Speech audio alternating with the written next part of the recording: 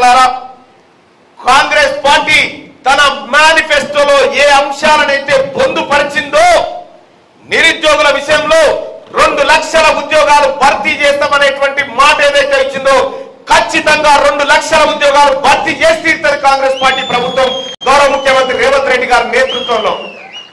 అలాగే నిన్న మొన్న గురుకుల పీఈటీ టీచర్లకు సంబంధించి వాళ్ళ ఆందోళన చెప్తా ఉన్నారు. 2017లో నోటిఫికేషన్ వేసి పరీక్షలు పెడితే ఇప్పటిదాకా వాళ్ళకు పోస్టింగ్ ఇచ్చిన పాపాన పోలే. ఈ వేదిక మీద నుంచి, ఈ సూర్యాపేట గడ్డ మీద నుంచి మా అన్న దామన్న సాక్షిగా నేను చెప్తా ఉన్నా, ఎన్నికలకు కూడా అయిపోయినా వెంటనే అపాయింట్మెంట్ ఆర్డర్లు ఇప్పించేటువంటి జిమ్మేదారు తీర్మానం తీసుకుంటుండని చెప్పి తెలియజేస్తా ఉన్నా. ఇంకంతేకాదు మరికొన్ని ఉద్యోగాలు పెంచి భర్తీ చేయాల్సినటువంటి అవసరం ఉంది.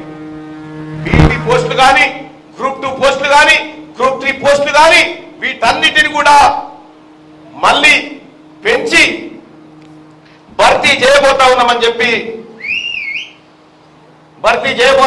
చెప్పి తెలియజేసుకుంటా ఉన్నాం సోదరులారా.